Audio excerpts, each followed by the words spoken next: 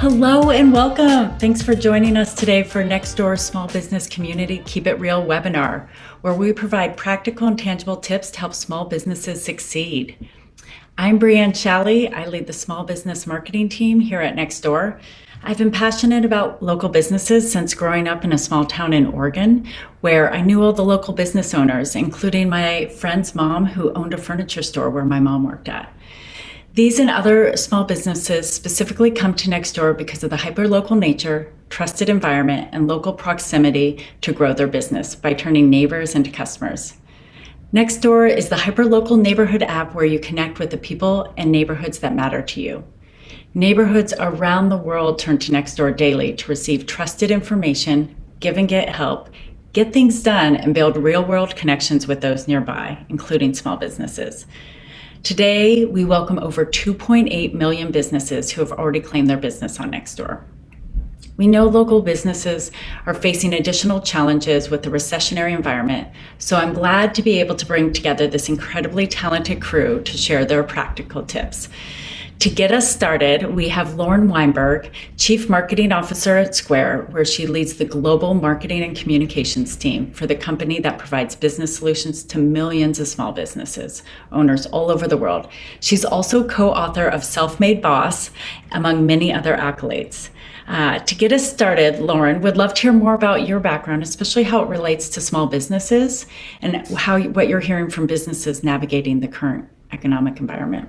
Yeah, well, first of all, thank you so much for having me today. As Brianne shared, I run marketing and communications at Square. And I would say my start with small businesses actually really was from my childhood. So I grew up in a family that was a small business family. My dad's actually in the book. And I won't tell you who he is, but he's in there. Before I went to Square, I actually ran my own business. So lots of experience in this area. And that was a great entry into Square just because I sort of went through a lot of the pain points that we talk about in the book. There were so many things that I tried to navigate when I was running my own business that I knew people had the answers to, but I didn't know exactly who to turn to. And that was a really big reason why we wrote the book. And then in my current capacity at Square, we talk to small business owners all the time. It's how I got to meet the lovely Letitia. And just always kind of keeping our ear to the ground on what's keeping them up at night. What are they thinking about?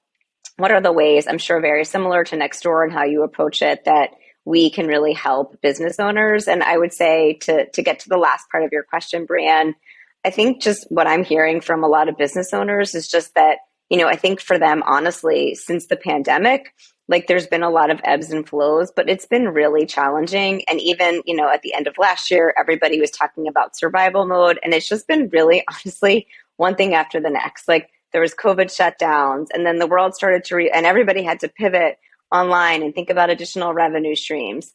Then the world started to come back again, but there was supply constraints. Then we faced staffing shortages. Now there's a recessionary environment. And so I think just what I'm hearing the most is that business owners everywhere just are feeling like they've been in survival mode for a couple of years. And it's been a tough environment, but I will say that there's so much brilliance and resilience that we see amongst business owners everywhere. And I think it's one of the reasons why I love my job, because I'm constantly inspired by just the passion and the resilience that we see small business owners everywhere. They're so scrappy and creative in the ways that they solve all of these challenges that have come their way.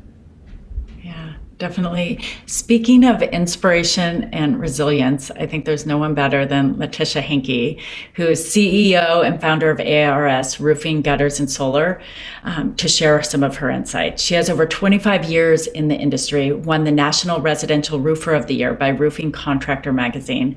Letitia has a vision to advocate for those that are unrepresented. It truly inspired her to start her nonprofit, the Lime Foundation. And through this program, she advocates for at-risk youth in the community through music and arts and communication or construction training, which is her true passion. Letitia, as you can tell, we're excited to have you on the panel with your breadth of leadership and community involvement. We'd love to hear from you as CEO of ARS Roofing. How did you build your business and how you navigated the 2008 downturn? Thank you so much.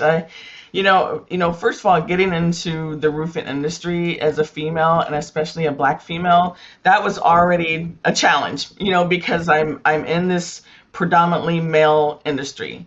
But I did it. And, for me, it was, when I started my business in 2004, I had to first get through those first couple years. Those first couple years in business, you're still just trying to find your balance and figure things out. And then, downturns happened back, in 2008. And, I just kept having to keep pushing forward and not giving up. And that's what I did with my business. I just anytime something came at me, whether it was 2008 downturn or if it was the pandemic, I just said, I'm not going to give up. Let's just keep pushing forward. And luckily, that's what I'm doing. And 18 years later, I'm still here. So definitely, there's things that I've done to make sure that happens. That I can stay here. But I'm just thankful to be here. Number one. So. Yeah, we're thankful as well. Well, to dive a little bit deeper, we'd like to break down the recession proofing your business into three parts. First, we know so important how to protect and continue to drive revenue. Second, how to manage costs prudently. And third, how to leverage your community, your neighbors, other businesses, government organizations, or other places you find community.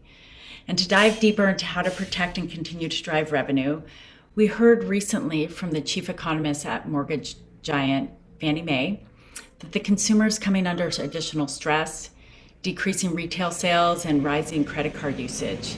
So what advice, would love to hear from you, Lauren, do you have for acquiring new customers when consumer spending is down, and retaining current customers, potentially even increasing wallet share, and tapping into consumer insights when wallets are being strapped? Yeah, great question. So I would say, to begin with, the best place I think for business owners to think about marketing is in the marketing that's free. And one of the best forms, most effective type of marketing is word of mouth marketing. And so I would say for business owners that are really thinking about just where they can sort of like save some money, I would really encourage them to think mostly about the experiences that they're delivering. So if you offer a service, then making your service, your products, the experience that customers have with you, your staff, your business establishment, if those are really memorable experiences and things that really blow people away, they're very likely to talk about you, to recommend you to your friends. And I think that that is the most credible kind of marketing, and it's also free. And so I would just encourage everybody. Sometimes I think business owners don't think about all the little details. And I would just say, especially during this time, the details really matter. I think when people start to think about where they want to spend their money and their time, they're going to want to do that with businesses that they really respect and trust. And I just think the better that experience is for them, the more likely they are to be repeat customers with loyalty, but also to share their experience with somebody else. And so I would say the second thing is really thinking about, how do you create that sense of loyalty? Do you institute referral programs? Is there opportunity to offer like discounts and promotions to bring customers back into your store? And then I would say, and the last thing is that if there's anything I think that we've all seen during the pandemic, is that everybody really cares about the businesses in their community. They maybe took those businesses for granted before the pandemic, but when the pandemic hit, I think everyone started to think long and hard about what their communities would be like without all the businesses that they rely on, that make up their main streets. And so we know, like I would say now more than ever, there's just this heightened sense of wanting to give back to local businesses and to support the businesses in your community. So I would say there also means there's opportunity for businesses to think about, how do they help build that sense of community? How do they come together with other businesses in their community and really just encourage that sense of community? I have a feeling people will be spending more time at home and in their local towns if we start to enter into more of a recessionary environment. And so I would just say, what are the opportunities for businesses to band together and just to create a nice sense of belonging and community within their towns? Yeah, definitely the power of community goes strong, and something we'll talk about later. For Letitia, what are some of your key marketing resources? How do you think about more digital versus traditional, and what role word of mouth plays for you? I've actually built my business on word of mouth, and so it's been repeat clients, and then people just telling their friends and their neighbors, and that's why Nextdoor has been really important for me because having a good reputation and doing good work and showing up and cleaning up after your job sites makes a difference because they post that information on social media and say, you've got to use this company. This is the only company you should use. And that's been great for us because that's free. I don't have to pay for that. So we don't, we haven't paid for advertising since I started my business back in 2004. And that's because we've just really utilized, that word of mouth, that referral, and that repeat business process. And then Nextdoor came along. And I remember like the first time we asked all of our clients, how did you hear about us? And they're just like, oh, I saw a post on Nextdoor. I'm like, what's Nextdoor? Like, I didn't know what it was at first. And then I go and started researching it. And this is a while back, but I'm researching and I'm like, oh, I see. And then more and more people just started posting and I have all these posts. And so for me, that's been valuable because people trust us automatically because they've heard from their neighbors or their friends that they need to use our company. So that's been absolutely the most valuable for us. Yeah, I've seen your recommendations. They are strong accolades to all that you do. And we know at Nextdoor, more than 70% of neighbors are influenced by business recommendations. So incredible to hear and see that in action. And on the second topic about controlling costs, we know in this recessionary environment it can put pressure on profits. And so let's start with cost of goods sold. Lauren, and just thinking about the cost of goods to make a good or provide a service is clearly dramatically changing. The cost of gas for deliveries or even to get to the job. How are you seeing businesses generally be smart about these costs, and what advice do you have for others? Yeah, so I think a couple of things. I definitely have seen businesses thinking about really carefully when and how they should potentially pass those costs on to their customers, which I think most people generally understand. I think that that's definitely one area that we're seeing. I also think that there's been a lot of unpredictability over the last couple of years, and I think it's just important for business owners to continue to think about their cash flow management and managing their business by planning for multiple scenarios. I think that's something that's probably really important. Think about, what your cash flow looks like if your business were to shrink by 20%, if your costs are to increase by X percent, and just making sure that you have, like, you're prepared for that downside. I would say eliminating any expenses that are unnecessary. I think one of the things we saw a lot of business owners do when there was a lot of supply constraints was really stock up on inventory and even begin to invest in warehouse. I think now is a good time to really think about a lot of those overhead expenses and where it maybe makes sense to, potentially like not be over investing in having tons of supply and having to then have additional warehouse and inventory expenses. And so I think that, those are probably just some of the things. I think the other one is staffing and just being really diligent about, I think, when and where and how much you should staff and just kind of being mindful of where you think your business is going. But this challenge is the same for businesses of all sizes, no matter how big or small you are right now. I think it really just comes down to having a bunch of different scenarios in your head, but also really planning for the worst case scenario. Yeah. I know you've even mentioned the example of the gardener who waits 3 weeks to bill out. And then, of course, the customer is busy with summer vacations and planning, and they get another 3 weeks. And so all that lost cash flow. So how do you think through that and bring that forward can just have a huge impact, especially on local businesses these days. Yes, So I think that's a important to really plan ahead. huge point too, which I would say is another thing that I would advise business owners to consider is the role that technology can play in helping your business. So I think to the point around people waiting to get paid or wanting to like accept cash or check payments only, that in the end, yes, there may be some fees associated with accepting payments in other way, but I think it's important to think about like what's the lost cash flow that results in the time that it takes for you to wait to get paid versus being able to invoice and people pay their invoices like immediately so that you're getting paid in a more upfront way. So it's just a consideration. We did see a lot of businesses who were maybe a little bit reluctant to be tech forward, adopt more technology during the pandemic. And I think even more so now, there's a lot of ways that technology can help you automate components of your business, which will really help you save costs. So your payroll can be automated, for example. Then you don't necessarily need to hire somebody who's sitting back office doing that accounting work for you. Your invoicing can be automated. So there's a lot of ways that I would say I would encourage business owners who maybe have been a little bit reluctant to think about adopting those solutions, to take another look at those and to really think about the trade-off between whatever the fee is that's associated with getting paid in that way, with the cost savings from potentially having less staffing, and also just the cost of waiting to get paid. Definitely. Thanks for highlighting that. And Letitia, speaking about wages that we know have been significantly increasing as well as labor, how are you navigating this? Oh my goodness. So roofing, I don't know if you know, but like workers' comp we are the highest workers' comp rates of all the trades. And so when it comes for me for labor and paying my employees fair wages, living wages, plus all that extra that I have to put on top of it, it's really dramatic because I'm always bidding against contractors that are like paying their guys cash, so they're not paying that workers comp and stuff. So I'm giving a bid for $20,000 and someone's giving a bid for eight. I mean, it's that dramatic sometimes. It's been like, I'm like, how's that even possible? You can't even do the materials for that much.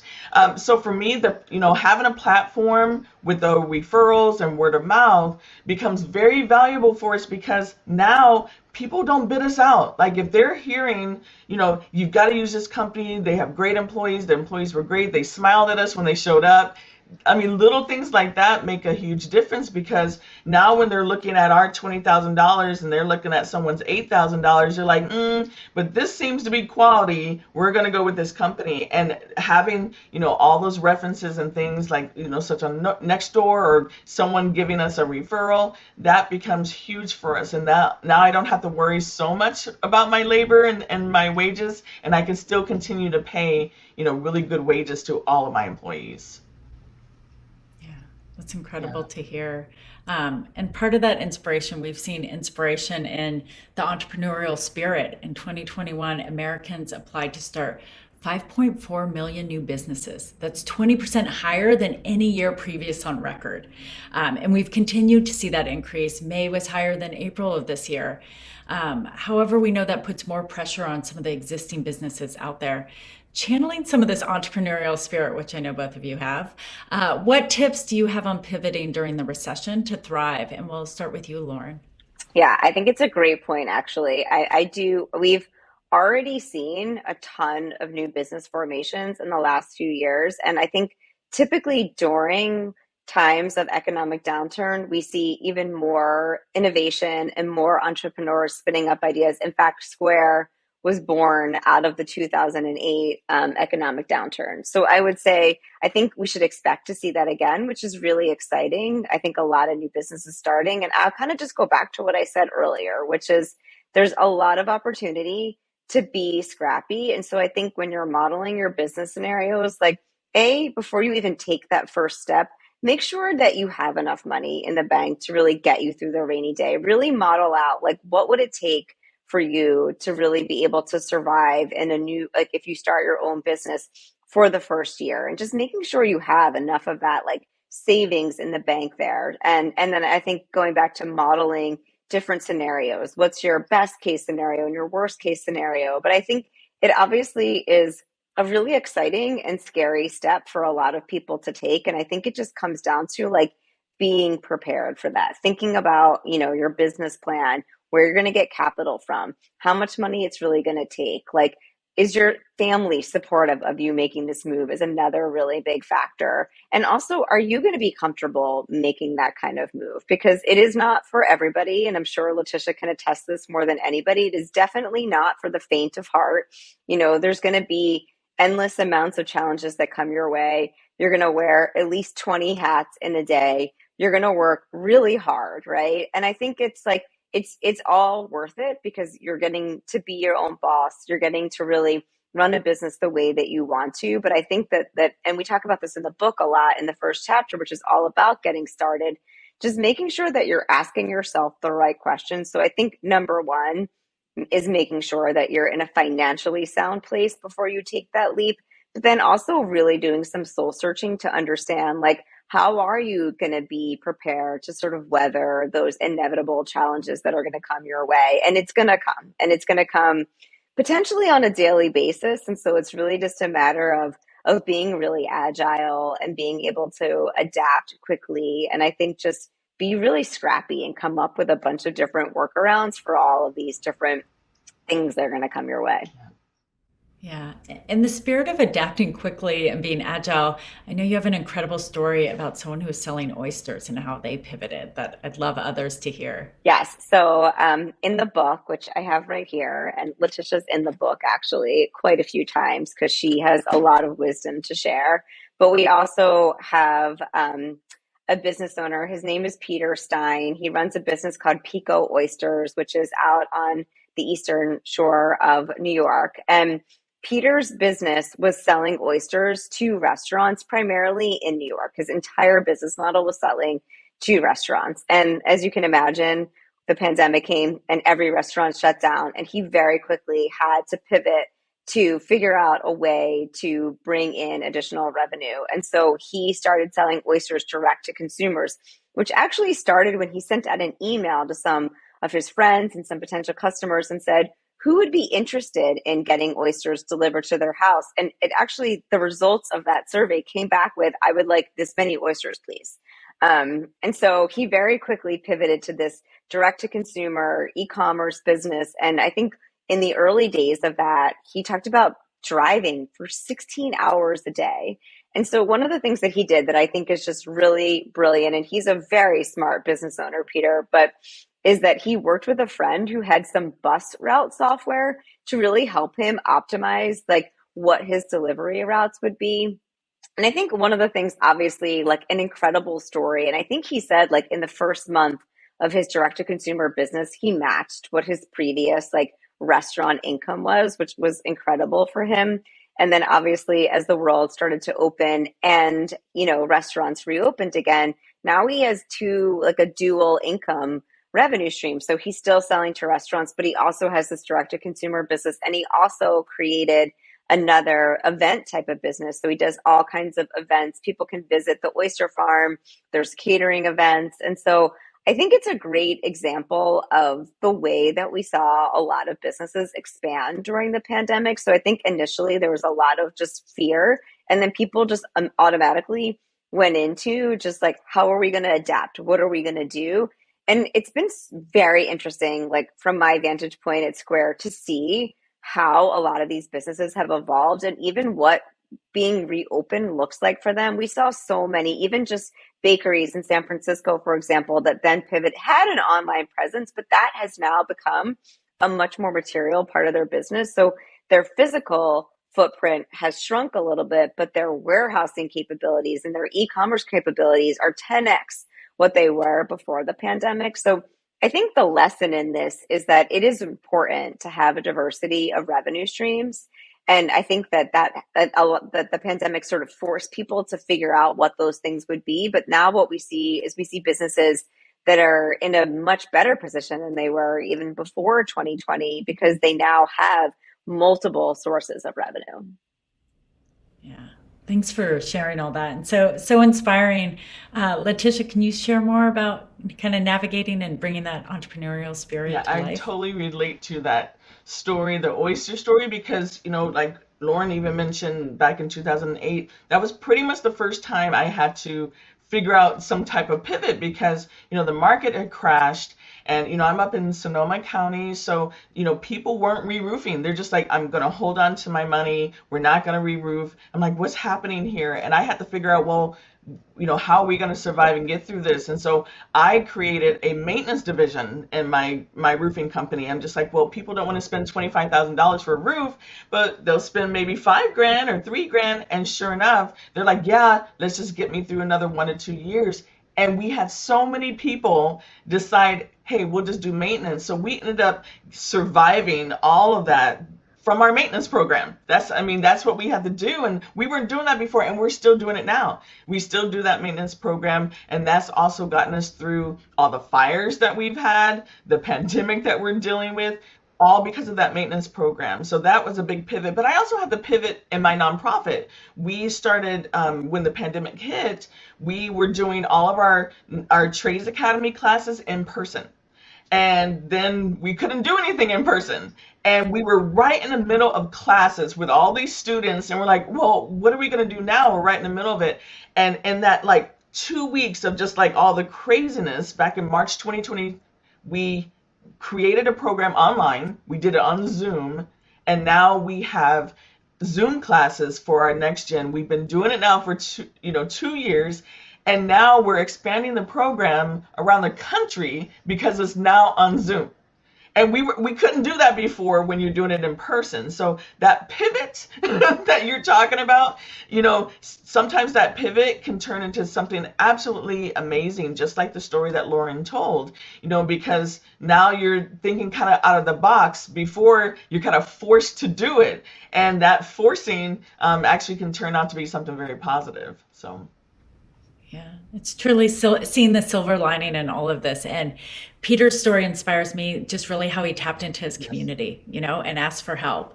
And so, to our third topic, in the spirit of leveraging community, we know Nextdoor represents neighborhoods, and it's the neighborhood network to rely on. We also know more than 70% of neighbors rely and support local businesses more than ever since the pandemic. And so, because we know neighbors are also customers and they're so valuable, how do you recommend tapping into this community of neighbors, neighborhoods, businesses during these tough times? Lauren, would love to hear from you. Yeah. So I talked about this a little bit in the beginning, but I do think that the good news is that everybody wants their local businesses to succeed and to thrive. And one of the things that we did at Square early on in the pandemic was just create like a gift card discovery program so that any business could have gift cards. And we just made it really easy for people to go on and search for businesses in their area and then buy gift cards so that they could continue like providing some revenue to businesses that were potentially shut down. So I would say that I think we know that people are interested in supporting the businesses in their community. And so then it really just is up to business owners to think about how do they band together to really think about what that community looks like. And so I would just say business owners should partner with each other. I think that to Letitia's point, like a lot of people want to learn new things. And so we see all kinds of really interesting things starting to happen. We see people in like the services industry who offer like salon services, doing kind of like teaching classes and offering things that happen in their salon that maybe would happen outside of business hours. We also have people who own retail locations that are offering classes now at night. And so I do think that there's a lot of, I think, businesses are looking for ways to sort of diversify their revenue streams. And you've got restaurants who are selling and becoming retailers. And there's some amazing barbecue restaurants in Oakland, and they sell their barbecue sauce and they sell t-shirts and merchandise. And so I think that there's a lot of opportunity for business owners to work together and think about like either creating community events, festivals, and just ways to really bring people together. But also, I would say looking for those opportunities to either extend your revenue or think about what are we call them multi-hyphenate businesses at Square. They're businesses that sort of have multiple functions, like Letitia mentioned, like she's offering maintenance and she's doing roofing and she's offering education. So there's a lot of different ways that businesses are coming together. And I think the more that they can hold hands and come together, the more they'll be able to draw in more people from their neighborhoods and communities. Yeah. I also feel Letitia equals neighborhoods and community. So share a little bit how you've tapped into that. I remember the first time I put together this program called the Good Neighbor Discount. And I said, okay, every person that calls in for an estimate for their roof, make sure you're letting them know, hey, we do offer a good neighbor discount. So if some of your neighbors are considering doing their roofs, we can give them a discount if it's 2 or more. And every time we ask that question, guess what happens? They start talking to the neighbors. Hey, you think about getting, so now instead of us just doing one roof, we're now doing 2 and 3, and even at sometimes we've been able to do as much as 5 in one neighborhood. And so the community really comes together, in that type of aspect from something really simple, just letting them know, because when we're buying material in bulk, we just pass that discount over to the client, and they're happy to get that few $100s off. And it's only a few $100s. It's not like thousands of dollars, but it's a great savings for them. If you can save $800, why not? That's another purse or some shoes. Not, no, it's savings. It's for savings. But they like that part, and so that's been very, very important for us to just introduce really small things that will benefit them. It benefits us because now we have more work for all of the crews. So that's been a really great thing for us. Yeah. I always say that it's little thing, Yeah. big difference, right? You're making a difference in their pocket, their community, and they're probably grateful, like, oh, I've been needing to get my roof done. Now I can get this done, and I know how, and have definitely the right person. And thinking even beyond community, Lauren, for you, building community with customers beyond that, what other communities have you found to be valuable and heard from as you talk to business leaders in your book, Self-Made Boss, other business owners, government organizations, including the Small Business Administration? Yeah, so the good news is that there is a plethora of resources for small business owners. The bad news is that there's so many that I think it can feel overwhelming at times. But a few that we talk about quite a bit in the book, obviously the SBA is a tremendous resource for business owners. I also think that like working within your local chambers of commerce, there's a lot of resources, information, education, relationships that those local chambers have that can be really beneficial to business owners. But even within, I think, platforms like Nextdoor and Square, we have a seller community. It's a place where you can really tap into other business owners and ask them advice, ask questions, post questions in there. And so I would say there's so many opportunities for business owners to create community. It's kind of like there's so many places to market your products and services to. And so it really just comes down to like which ones are the best ones. But I would say like for businesses that are just getting started, the SBA is a great resource. And I think as well as like your local chambers of commerce, just tapping into what they have available, they're probably in a really good position to help. Yeah, great to hear all that. There's a community for everyone here, even though sometimes it can feel extremely lonely in the role, especially when you're wearing the 20 plus hats. Speaking of 20 plus hats, Letitia, you are not only a CEO of a company, but you also created the Lime Foundation to advocate for those disadvantaged in the community. And you also donate 5% of your profits. Can you share more? How does this create community and also support your business? Oh my gosh, this is my heart.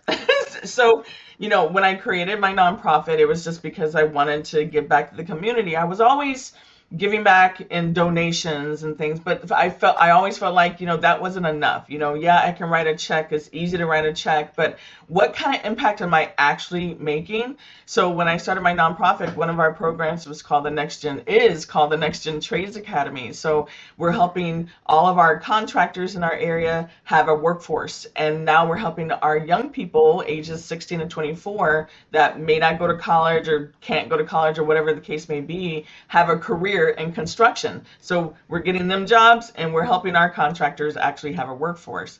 And what's been really nice about having this nonprofit is that I make sure that all of our clients know every contract that we send out that we donate up to 5% of our net profit to the Lime Foundation so we can continue the program.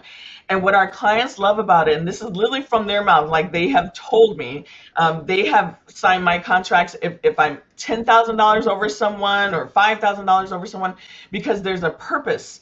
They know that now going with our company, they're helping young people, young kids that are foster youth, that just are looking for a better way in life. Or, maybe they were in juvenile hall at some point, getting in trouble because they just needed someone to believe in them.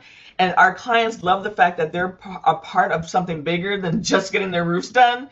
They're now helping these young people in the community. And so that's why it's been, really valuable, to have this nonprofit, because I'm doing something that I love and is really important to me. But at the same time, I'm letting my clients know that they're a part of something huge and they love that. So it's very special to me. Yeah, truly Thank you making a very much. difference in the world and people's lives. Yeah, it's so we've talked about this, but just so inspiring for me as well.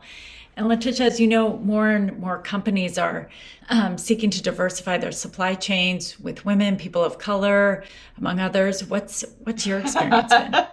How much time do we have? Because I could be here all day. I mean, uh, so just being a female, right, in this roofing industry, that is already, there's literally such a small amount of females. Like 1% of roofers, in the entire United States are females. And so adding being a black female to that, I mean, you can't even find statistics because it's so small. And in my business experience, I've had customers that, wouldn't even shake my hands, or they would shut the door when I show up to their house to present their proposal. So I've gone through, the racism part of it. I've been through the sexism part of it. But one thing I'll never forget, about 9 years ago, something that changed my business forever is that I went to this couple's house. It was, an older couple. They didn't have the internet. They didn't really look me up. And I went to their house to sign a contract over the phone. We were best buddies, and we were talking about, yes, signing this contract. Let's look at roof colors. I'm ready to go. I show up to their house. The wife answers the door, and she jumps back like, like this. And I'm like, hi, and I, stick my hand out to shake her hand. And her husband walks by, and I'm like, hi, how are you? I'm Letitia. And I put my hand out. He looks down at my hand, back at me, down at my hand again, and he walked away. And I was like, oh my gosh, do I run, or, what do I do? And she invites me in. I'm sitting down with her. I'm with her maybe 5 minutes, just saying, which roof did you decide on? She's like, well, actually, I think we're going to hold off on the roof. I appreciate you coming by, but I think we're not going to move forward. And I said, okay, no problem. I have the sample board with me if you just want to look at colors for the future. And she's like, no, we'll just do that on your way out. So I pick up everything. I'm walking out the door. Her husband comes back over as I'm walking out the door, and he says, I just want to let you know we have an alarm system on our house, and if anyone tries to break in, it's going to go off really loud. And I was literally in shock when he said that to me. And I smiled and said, thank you very much. You guys have a great day. Got in my car, drove around the corner, and I had to pull over because I was bawling my eyes out just having that experience right in my face like that. And sorry, I still get emotional. Whew, sorry. I went back to my office and told my staff what happened. And I shredded their contract. And literally from that day forward, I stopped signing my name L.R. Hanke. I used to hide. I used to want people to just think I'm a guy so I could blend in. So I would sign it L.R. Hanke instead of my full name. Well, from that day forward, I changed it to Letitia Hanke, and I put my face on everything. All my business cards, everything, my website. So that way now everyone that does business with me, they know that I'm a woman, and they know that I'm Black ahead of time. And now I know that these are people that want to work with me.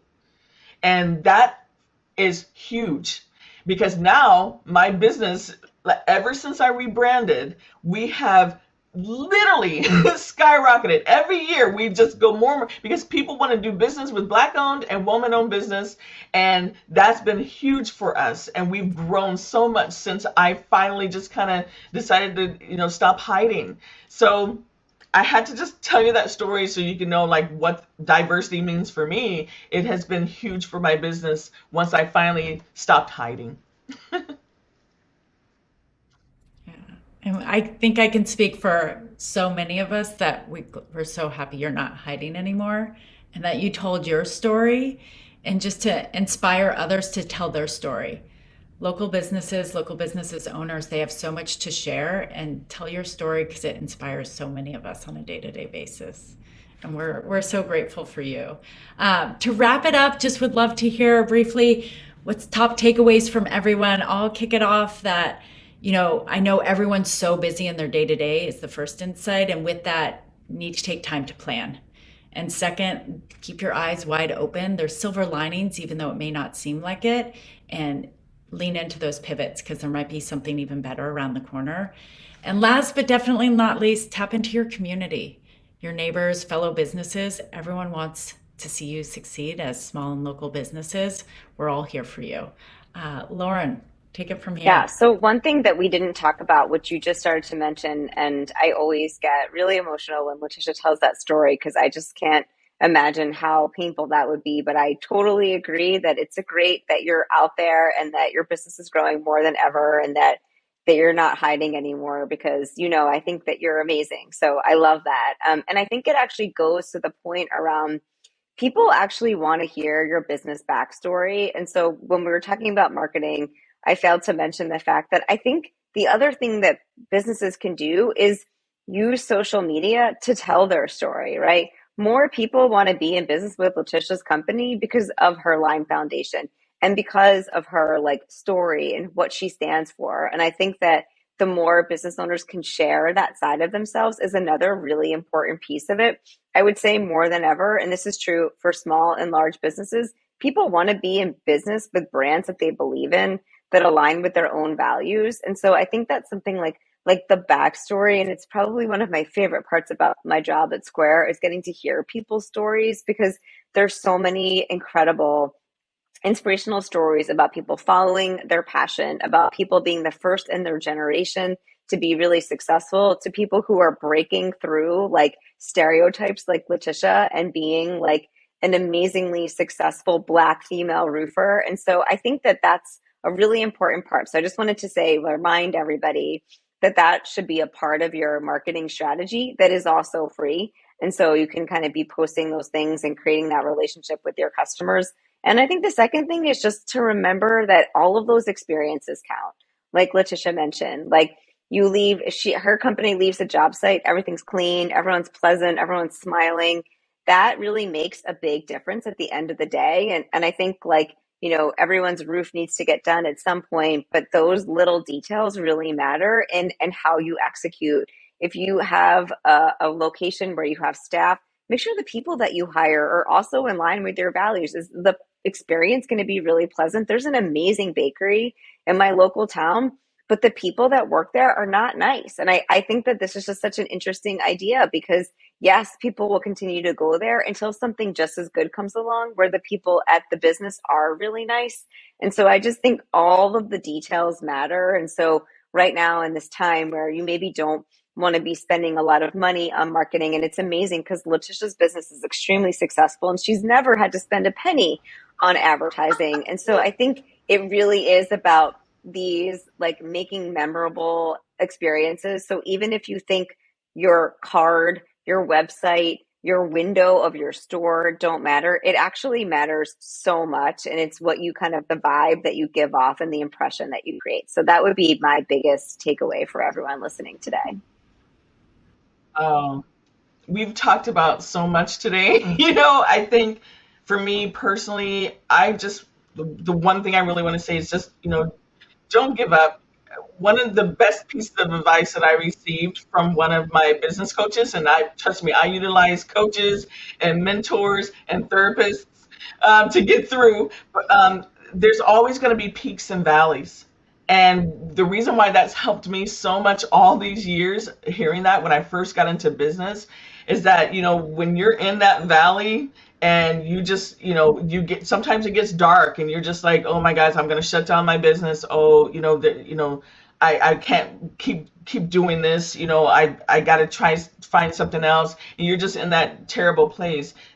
If you know and realize that a peak is on the way, that positivity keeps you going. And I can't tell you how many times over these last 18 years that I have been in that valley, whether it's the pandemic or fires, whatever it is, right? Whatever's going through your life.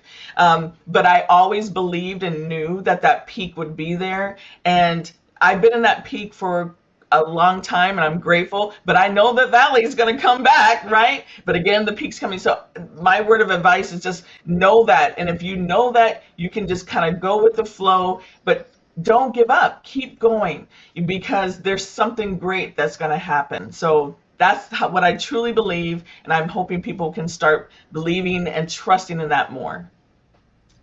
Yeah. Cheers to keep going, and especially knowing there's a huge community behind you.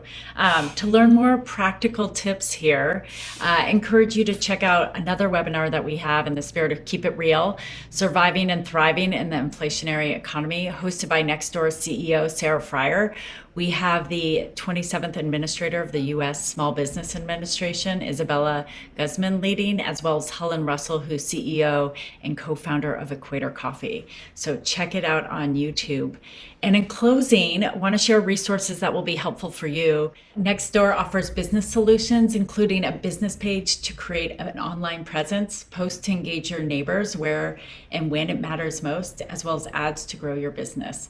In the meantime, we encourage neighbors and local businesses to check out nextdoor.com/SMB resources and support the Lime Foundation, truly making a difference in people's lives with music, with construction, with health and technology, and saving lives. So check out the website to learn more and support, and buy your copy of Self-Made Boss at your local bookstore. And most importantly, stay strong and lean into your community. We're all here to support you.